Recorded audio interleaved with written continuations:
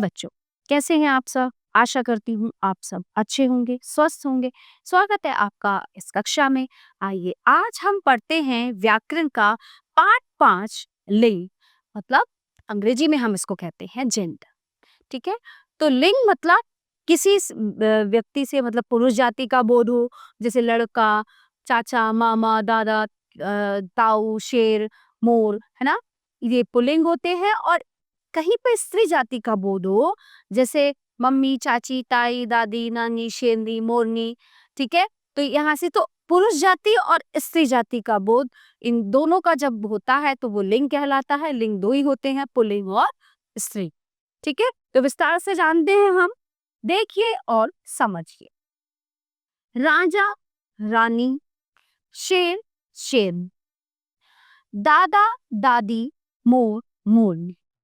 तो इस संसार में जो भी प्राणी, वस्तुएं या स्थान हैं, वे सभी पुरुष या स्त्री जाति के होते हैं।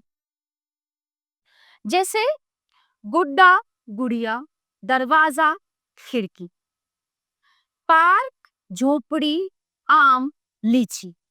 तो बेजान चीजें भी या तो पुल्लिंग होती है या स्त्रीलिंग होती हैं, यानी कि सजीव भी और निर्जीव भी, दोनों में स्त्रीलिंग और पुल्लिंग होते हैं। तो इस प्रकार शब्द के जिस रूप या चिन्ह से पता चले कि वह शब्द पुरुष जाति या स्त्री जाति का है, उसे लिंग कहते हैं, यानी कि उसे जेंडर कहते हैं। आप कुछ और पुल्लिंग और स्त्रीलिंग शब्दों के बारे में जान। देखिए, पिता, माता, भाई, बहन, हाथी, हथिनी, चूहा, चूहिया, बकरा, बकरी, धोबी, धोबिन, पुत्र, पुत्री, शिक्षक, शिक्षिका, लड़का, लड़की, ऊंट, ऊंटनी, चाचा, चाची, डिब्बा, डिबिया, माली, मालिन। ठीक है, बूढ़ा, बुढ़िया, टोकरा, टोकरी, सेठ, सेठानी। ओके, अब आते हैं हम लिंग के भेद पर। लिंग के दो ही भेद होते हैं। हिंदी में लिंग के दो भेद होते हैं, पुल्लिंग और स्त्रीलिंग। ठीक है, तो सबसे पहले हम पुल्लिंग यानी कि मैस्कुलिन जेंडर के बारे में जानेंगे। तो जो शब्द पुरुष जाति का बोध कराते हैं वे पुल्लिंग कहलाते हैं। जैसे हिरन, मुर्गा और नौकर, तो ये पुरुष जाति के हैं, तो पता चल रहा है कि ये पुल्लिंग है। दूसरा है स्त्रीलिंग यानी कि फेमिनिन जेंडर। तो इसमें क्या होता है, जो शब्द स्त्री जाति का बोध कराते हैं वे स्त्रीलिंग होते हैं, जैसे गाय, दादी और बकरी। ठीक है, तो बच्चों जो वस्तुएं सजीव नहीं हैं उनके स्त्रीलिंग पुल्लिंग होने का पता जब हम वाक्य बोलते हैं ना तो उससे चलता है। जैसे किताब खुली है, पता चल रहा है कि ये स्त्रीलिंग है। सूरज चमक रहा है, पुल्लिंग है। गमले में फूल खिला है मतलब पुल्लिंग है।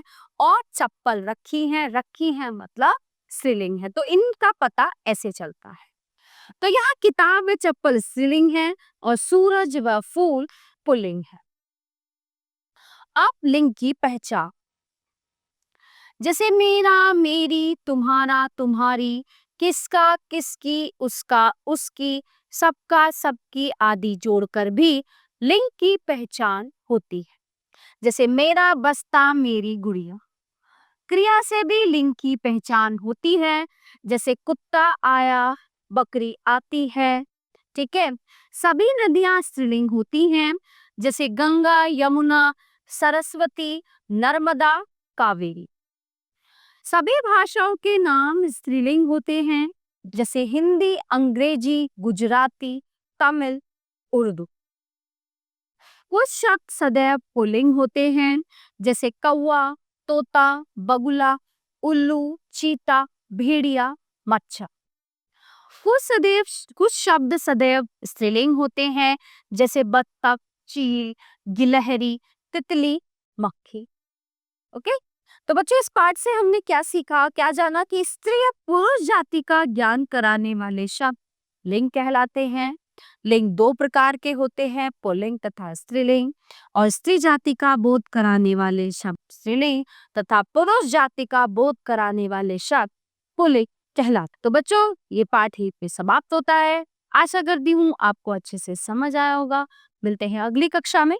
धन्यवाद।